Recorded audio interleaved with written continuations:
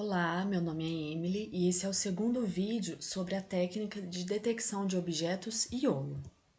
Bom, o conteúdo desse vídeo eu vou trazer mais alguns conceitos, tá? E a forma utilizada por ele para fazer as detecções. Detectores utilizam como base duas formas para fazer detecções de objetos nas imagens, dos vídeos que são passados para ele. Os detectores baseados em classificação, onde eles vão selecionar as partes importantes da imagem e em seguida classificar os objetos dentro dessas regiões usando redes neurais convolucionais, e os detectores baseados em regressão, que é o caso do iolo, onde ele vai examinar toda a imagem e fazer previsões para localizar, identificar e classificar objetos dentro da imagem. Um exemplo de detector de objetos baseado em classificação é o RCNN, onde a partir de uma imagem inicial ele vai extrair aproximadamente 2.000 regiões candidatas, tá? Depois, em cada uma dessas 2.000 regiões candidatas, ele vai passar a rede neural convolucional. E é isso que faz ele ficar lento, né? Porque ele tem que passar a rede neural convolucional muitas vezes, certo? Então, passo a passo dele aqui. Ele gera subsegmentação inicial, né? Isso faz ele gerar muitas regiões candidatas. Ele vai utilizar um algoritmo ganancioso para combinar recursivamente regiões similares em regiões maiores e utiliza as regiões geradas para produzir as propostas finais das regiões candidatas. O iolo ele é um pouquinho diferente, né? Ele é bem diferente, e a partir dessas etapas aqui que eu já trouxe no vídeo 1, eu vou explicar elas passo a passo aqui nesse vídeo 2. O iolo ele se baseia na ideia de segmentar uma imagem em imagens menores. Então, o que isso significa? A hora que a imagem entra para ele, ele vai dividir a imagem de entrada, né, em uma grade S por S. Na versão 1 do iolo, ele divide a imagem em uma grade 7 por 7, que é até essa imagem que eu tô aqui, ela é 7 por 7.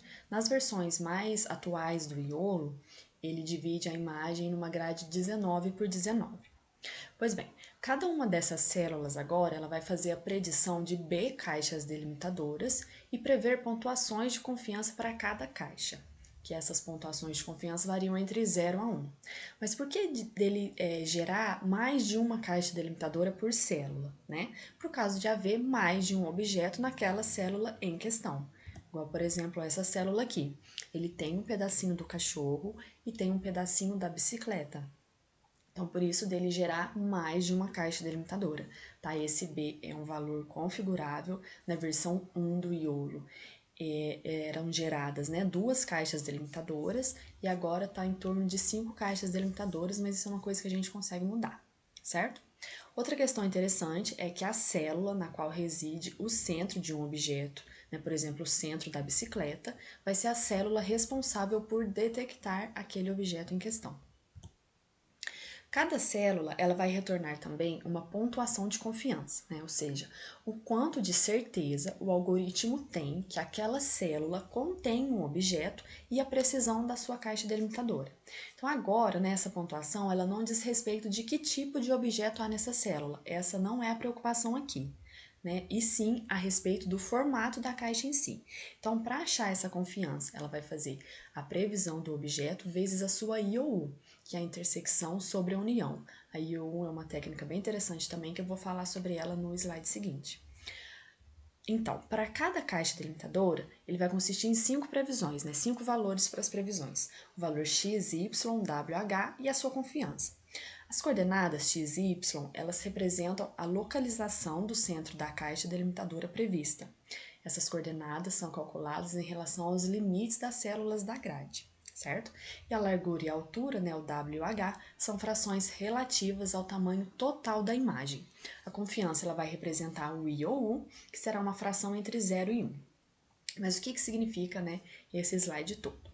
Significa o seguinte: para caixas delimitadoras que o algoritmo identificar que tem um objeto, né, que a confiança dele de que tem o objeto ali ela é alta, a caixa delimitadora dela vai ser mais grossa, olha, a espessura dela é mais grossa.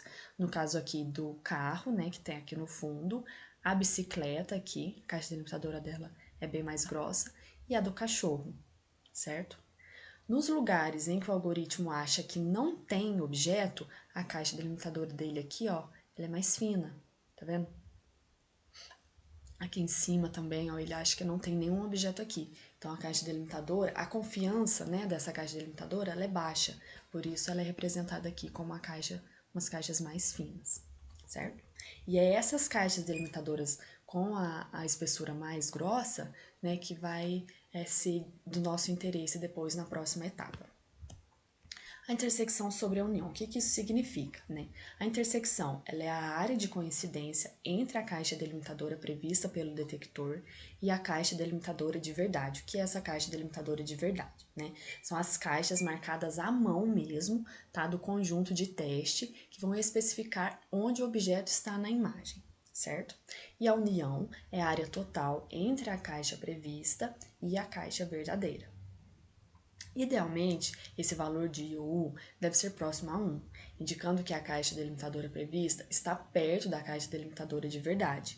E se uma caixa delimitadora tiver um IOU menor que o limite especificado, ela não será levada em consideração, que é o caso dessas três caixas aqui. Olha, o IOU de uma é 0,4, da outra é 0,7 e da outra é 0,9. Tá vendo? Que a prevista e a de verdade são bem próximas. Então, tipo assim, é quase excelente, entendeu? O resultado que ele encontrou. Só que é bem difícil de se conseguir, tá? Esse conceito, né, ele é utilizado para duas finalidades: ajudar a avaliar a precisão do modelo, tá? Porque a gente consegue descobrir quão bem a caixa prevista se sobrepõe à caixa de verdade, e ajuda a remover caixas delimitadoras duplicadas para o mesmo objeto.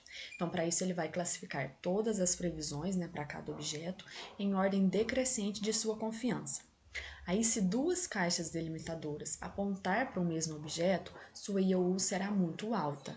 Nesse caso, escolhe a caixa com maior confiança e rejeita a outra. Se a IOU for muito baixa, isso possivelmente significa que as duas caixas apontam para objetos diferentes da mesma classe, como cães ou gatos diferentes na mesma imagem, certo? Aquela parte de selecionar as caixas delimitadoras mais grossas, né, com a espessura mais grossa, ela acontece em paralelo com essa parte aqui.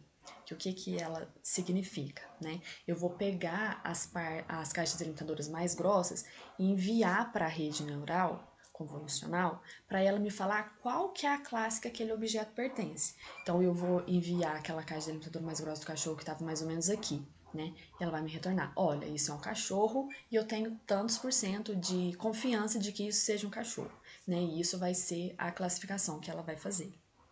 Como diz aqui nesse textinho, olha. Cada célula da grade também prevê a classe condicional C de probabilidade, né, que é a classe por objeto. Essas probabilidades são condicionais na célula da grade que contém um objeto. Porém, ela vai prever um conjunto de probabilidade de classe por célula da grade, independentemente do número de classes B. Então, voltando àquele exemplo anterior que a gente tinha. Nessa célula, ele tem um pedacinho do cachorro e tem um pedacinho da bicicleta. Como que ela vai classificar? Né? Então, ela vai escolher uma classe para colocar ali. Mas depois, para o resultado final, isso não vai interessar muito, tá? O que geraria um problema aí é quando os objetos são menores, mas as versões mais atuais do IOLO, elas estão pegando bem essa questão de objetos menores, certo?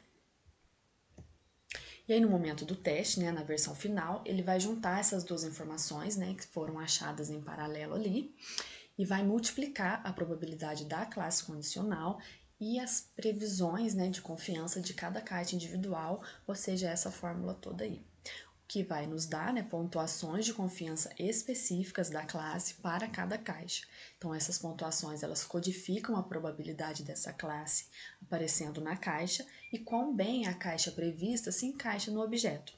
Então, a previsão geral do modelo é um tensor de forma S por S vezes C mais B vezes 5, onde S por S é a quantidade de divisões que ele fez, né, na primeira etapa. O valor de C é o valor da quantidade de classes possíveis. Eu usei esse 80 porque o IOLO, ele é treinado, né, com o dataset Coco, né, com a base de dados Coco. E a base de dados Coco, ela contém 80 classes, então por isso que eu coloquei o 80. O B, eu coloquei o valor dele de 5, né? Isso é só um exemplo, tá, gente? Eu coloquei o valor dele de 5, porque vai ser a quantidade de bounding box, né? As caixas delimitadoras, que vai ser feita em cada célula, vezes 5, porque a gente tem que levar em consideração o valor de x, y, o H e o W, né? E a confiança de cada caixa, certo? Outro conceito muito interessante que é utilizado no YOLO é a supressão não máxima, tá? Que consiste no quê? Para um objeto só, ele gerar mais de uma caixa delimitadora, certo? E todas estão com pontuações bem altas, né? Como a gente pode ver nesse exemplo aqui. Só que elas compartilham de áreas, tá vendo? Então elas estão redirecionadas para um objeto só e isso não é legal, né? Porque mostra que o nosso algoritmo não está bem configurado. Então, o que ele tem que fazer? Ele vai selecionar a caixa com a maior probabilidade e gerá-la como uma previsão. Em seguida, ele vai eliminar qualquer caixa delimitadora com IOU, né, inferior a 0,5, por exemplo, mas é qualquer valor que você queira colocar ali, tá? Com a saída prevista. O conceito de âncoras também é bem legal. As âncoras são retângulos de proporções pré-definidas, tá, usados para ter maior correspondência entre as caixas delimitadoras previstas e as esperadas, né, as verdadeiras. Elas possuem tamanhos iniciais, né, o WH, próximo aos tamanhos dos objetos e serão redimensionadas, né, para o tamanho real do objeto usando algumas saídas da rede neural. Então, a rede neural convolucional ela não vai prever o tamanho final da caixa delimitadora do objeto, pois apenas ajustará o tamanho da âncora mais próxima ao tamanho do objeto. Resumindo, cada objeto ele tem uma caixa, né, uma âncora pré-definida para ele. Então, por exemplo, um carro. A âncora dele vai ser um retângulo na horizontal, porque é assim, de se esperar que o carro esteja na horizontal. Então, ele já vai ter uma posição pré-definida para cada objeto, tá? Isso que é o conceito de âncoras. Para finalizar, uma coisa que é importante a gente falar, né, só questão a título de curiosidade mesmo, o YOLO, ele utiliza nativamente uma rede neural profunda, né, que é a rede neural convolucional, e cuja arquitetura é chamada DarkNet. Então, DarkNet é a arquitetura de rede neural convolucional, que o YOLO utiliza nativamente. E DarkNet é o nome também do framework para implementar próprio YOLO, certo?